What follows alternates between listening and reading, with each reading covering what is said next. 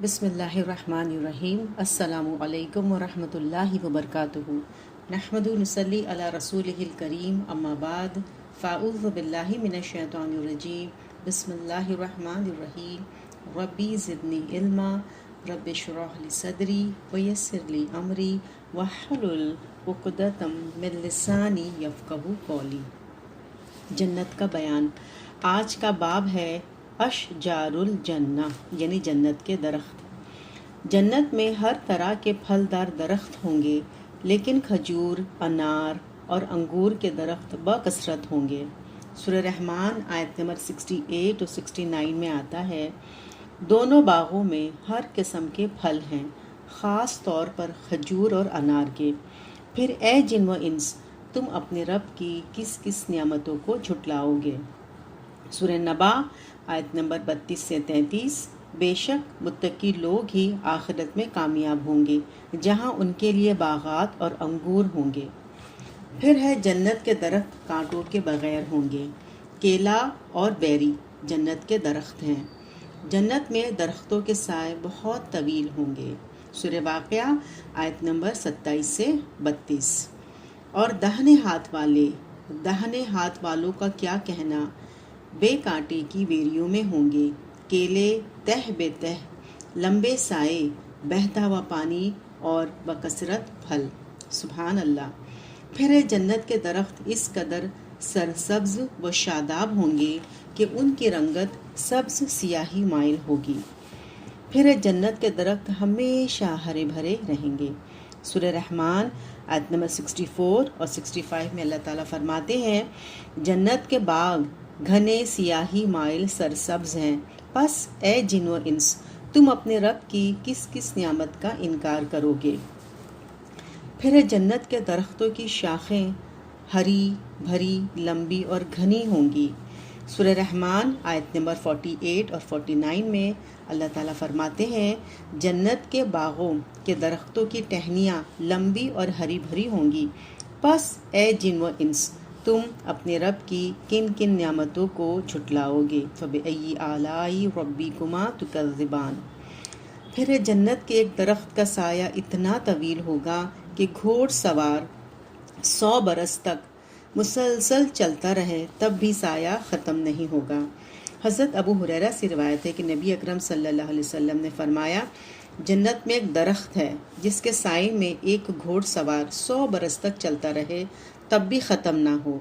اگر قرآن سے سمجھنا چاہو تو سورہ واقعہ کی آیت نمبر 30 ہے، وَظِلٍّ مَّمْدُودٍ، اس کا ٹرانسلیشن ہے، اور لمبا سایہ پڑھ لو۔ اور جنت میں کسی شخص کی کمان رکھنے کے برابر جگہ دنیا کی ہر اس چیز سے بہتر ہے جس پر سورج طلوع یا غروب ہوتا ہے، اسے بخاری نے روایت کیا ہے۔ پھر ہے جنت میں تمام درختوں کے تنے سونے کے ہوں گے۔ حضرت ابو ہریرہ کہتے ہیں کہ رسول اللہ صلی اللہ علیہ وسلم نے فرمایا، جنت میں کوئی درخت ایسا نہیں جس کا تنا سونے کا نہ ہو، اسے ترمذی نے روایت کیا ہے۔ پھر بعض کھجوروں کا تنا سبز زمرد کا ہوگا اور اس کی ٹہنیوں کی جڑیں سرخ سونے کی ہوں گی۔ حضرت عبداللہ بن عباس فرماتے ہیں کہ جنت کی کھجور کا تنا سبز زمرد کا ہوگا، اس کی ٹہنی کی جڑ سرخ سونے کی ہوگی، اور اس کی شاخ سے اہل جنت کی پوشاک تیار کی جائے گی، یعنی ان کے کپڑے بنائے جائیں گے، ان کے لباس اور جبے بھی اسی سے بنائے جائیں گے۔ کھجور کا پھل مٹکے یا ڈول کے برابر ہوگا، جو دودھ سے زیادہ سفید، شہد سے زیادہ میٹھا ہوگا، مکھن سے زیادہ نرم ہوگا، اس میں بالکل سختی نہیں ہوگی۔ یہ روایت شرح النساء میں ہے۔ پھر ہے جنت میں 4 بہترین درخت لگانے والی تسبیح یہ ہے۔ حضرت ابو ہریرہ سے روایت ہے کہ ایک درخت لگا رہے تھے کہ اتنے میں رسول اکرم صلی اللہ علیہ وسلم ان کے پاس سے گزرے۔ پوچھا، اے ابو ہریرہ، کس کے لیے درخت لگا رہے ہو؟ میں نے عرض کیا، اپنے لیے۔ آپ نے ارشاد فرمایا، کیا میں تجھے اس سے بہتر درخت نہ بتاؤں؟ حضرت ابو ہریرہ نے عرض کیا، کیوں نہیں یا رسول صلی اللہ علیہ وسلم، ضرور بتائیے۔ آپ نے فرمایا، کہو سبحان اللہ، اللہ پاک ہے، والحمد للہ، تعریف صرف اللہ ہی کے لیے ہے، ولا الہ الا اللہ، اور اللہ کے سوا کوئی الہ نہیں، واللہ اکبر، اور اللہ سب سے بڑا ہے۔ یہ کہنے پر ہر کلمے کے بدلے تمہارے لیے جنت میں ایک درخت لگایا جائے گا۔ اسے ابن ماجہ نے روایت کیا ہے۔ پھر ہے جنت میں کھجور کا درخت لگانے والا کلمہ درج ذیل ہے۔ حضرت جابر کہتے ہیں کہ رسول اللہ صلی اللہ علیہ وسلم نے فرمایا، جس نے عظمت والا اللہ اپنی حمد کے ساتھ پاک ہے کہا، یعنی سبحان اللہ العظیم و بحمدہ، اس کے لیے جنت میں کھجور کا ایک درخت لگایا جاتا ہے۔ اسے ترمذی نے روایت کیا ہے۔ پھر طوبہ جنت کا درخت ہے جس کا سایہ 100 سال کی مسافت کے برابر ہے۔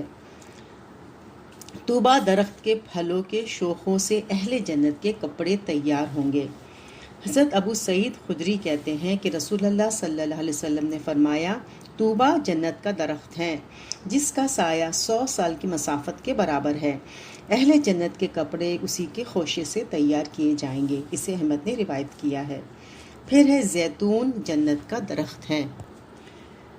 حضرت رافع بن عمرو کہتے ہیں کہ رسول اللہ صلی اللہ علیہ وسلم نے فرمایا، عجوہ کھجور اور چٹان یعنی مقام ابراہیم اور درخت یعنی زیتون جنت میں سے ہے۔ اسے حاکم نے روایت کیا ہے۔ پھر ہے اثمار الجنہ یعنی جنت کے پھل۔ جنت کے پھل اہل جنت کے لیے وافر مقدار میں موجود ہوں گے۔ جنت میں ہر موسم کا پھل ہر وقت میسر ہوگا۔ جنت کے پھل حاصل کرنے کے لیے کسی سے اجازت نہیں لینی پڑے گی۔ جنت کے پھلوں کا ذخیرہ کبھی ختم نہیں ہوگا۔ جنت کے پھل گلنے سڑنے سے محفوظ ہوں گے۔ کیلا اور بیر جنت کے پھل ہیں۔ سورہ واقعہ آیت نمبر 27 سے 33 میں اللہ تعالیٰ فرماتے ہیں، اور دائیں بازو والوں کی خوش نصیبی کا کیا کہنا، وہ بخار بیریوں اور تہ بتہ کیلوں اور دور تک پھیلی چھاؤں اور ہر دم روا دما پانی اور کبھی ختم نہ ہونے والے اور بے روک ٹوک ملنے والے بکثرت پھلوں میں مزے کریں گے۔ سورہ رات آیت نمبر 35 میں اللہ تعالیٰ فرماتے ہیں، جنت کے پھل سدا بہار اور اس کا سایہ لازوال ہوگا، یہ انعام ہے متقی لوگوں کا۔ پھر جنت میں ہر جنتی کے من پسند تمام پھل موجود ہوں گے۔ سورہ مرسلات آیت نمبر 41 سے 44 میں اللہ تعالیٰ فرماتے ہیں، متقی لوگ جنت کے سایوں اور چشموں میں ہوں گے، اور جو پھل وہ چاہیں گے ان کے لیے حاضر کیے جائیں گے، اور کہا جائے گا، کھاؤ اور پیو مزے سے ان اعمال کے بدلے میں جو تم کرتے رہے، نیک لوگوں کو ہم ایسی ہی جزا دیتے ہیں۔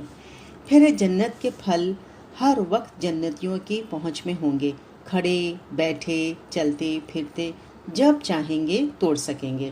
سورہ دہر آیت نمبر 14 میں اللہ تعالیٰ فرماتے ہیں، جنت کی چھاؤں ان پر جھکی ہوئی سایہ کر رہی ہوگی اور اس کے پھل ہر وقت ان کی پہنچ میں ہوں گے۔ سبحان اللہ۔ پھر ہے جنت کے پھل کا ایک گوشہ اتنا بڑا ہے کہ اگر دنیا میں آ جاتا تو صحابہ اکرام کی جماعت قیامت تک اسے ختم نہ کر سکتی۔ حضرت عبداللہ بن عباس سے نماز کسوف کی حدیث میں روایت ہے کہ صحابہ اکرام نے رسول اکرم صلی اللہ علیہ وسلم سے عرض کیا، یا رسول اللہ صلی اللہ علیہ وسلم، ہم نے آپ کو دوران نماز دیکھا کہ آپ نے اپنی جگہ پر کوئی چیز لی ہے، پھر ہم نے آپ کو دیکھا کہ آپ وہ چیز لینے سے رک گئے ہیں۔ آپ نے ارشاد فرمایا، میں نے جنت دیکھی اور اس کے ایک خوشے کو لینا چاہا، اگر میں اسے توڑ لیتا تو جب تک دنیا رہتی تم لوگ اسے کھاتے رہتے۔ اسے مسلم نے روایت کیا ہے۔ پھر جنت کے پھل کا ایک خوشہ اگر دنیا میں آ جائے تو زمین و آسمان کی ساری مخلوق کے کھانے پر بھی ختم نہ ہو۔ حضرت جابر کہتے ہیں کہ رسول اللہ صلی اللہ علیہ وسلم نے فرمایا، میرے سامنے جنت اور اس میں موجود ساری نعمتیں لائی گئیں، پھل پھول اور سرسبز و شادابی، میں نے اس سے تمہارے لیے انگور کا ایک خوشہ لینا چاہا لیکن روک دیا گیا، اگر میں وہ خوشہ تمہارے لیے لے آتا تو زمین اور آسمان کی ساری مخلوق اسے ختم کرنے کے لیے کھاتی لیکن ختم نہ کر پاتی۔ اسے احمد نے روایت کیا ہے۔ وضاحت، جنت کی نعمتوں کے بارے میں ایسی احادیث کم از کم مسلمانوں کے لیے تو بالکل باعث تعجب نہیں ہے۔ جو اپنی آنکھوں سے गुज़श्ता 6000 साल से मुसलसल जमजम के कुओं को बहता देख रहे हैं, जिससे सारी दुनिया के अहल ईमान साल भर मुस्तफ़ीद होते रहते हैं। रमज़ान मुबारक और हज के दौरान तो हर शख्स खुली आंखों से इस नियामत का नज़ारा करता है। लोग न सिर्फ जी भर के इस्तेमाल करते हैं बल्कि अपने अपने शहरों और मुल्कों को वापस जाते हुए बिला रोक टोक जितना चाहे साथ ले जाते हैं, लेकिन ना तो पानी में कभी कमी आई है ना ख़त्म हुआ है और क़यामत तक ये पानी यूं ही इस्तेमाल होता रहेगा। सुब्हानल्लाहि व बिहम्दिही सुब्हानल्लाहिल अज़ीम। फिर है खजूर, अनार और अंगूर जन्नत के फल हैं। सूरह रहमान आयत नंबर 68-69 में अल्लाह ताला फरमाते हैं, दोनों बागों में हर किस्म के फल हैं, ख़ास तौर पर खजूर और अनार के। फिर ए जिन्नो इंस, तुम अपने रब की किस किस नियामतों को झुटलाओगे। फिर अंजीर जन्नत का फल है। जन्नत के तमाम फल बग़ैर गुठली के होंगे। हज़रत अबू दरदा से रिवायत है कि नबी अकरम सल्लल्लाहु अलैहि वसल्लम की खिदमत में एक अंजीर का एक थाल पेश किया गया। आपने इरशाद फरमाया, खाओ। खुद भी उससे अंजीर खाई और फरमाया, अगर मैं किसी फल के बारे में कहूँ कि ये जन्नत से नाजिल हुआ है तो यही वो फल है, क्योंकि जन्नत के फल गुठली के बगैर होंगे। बस खाओ। अंजीर बवासीर को ख़त्म करती है और कंठिया के लिए मुफीद है। इसे इब्न क़य्यिम ने तिब्ब नबवी में इसका जिक्र किया है। फिर जन्नती जब किसी दरख्त से फल तोड़ेंगे तो उसकी जगह फ़ौरन नया फल लग जाएगा। हज़रत सौबान कहते हैं कि रसूलुल्लाह सल्लल्लाहु अलैहि वसल्लम ने फरमाया, जब कोई आदमी जन्नत से फल तोड़े तो उसकी जगह दूसरा फल लग जाएगा। इसे तिबरानी ने रिवायत किया है।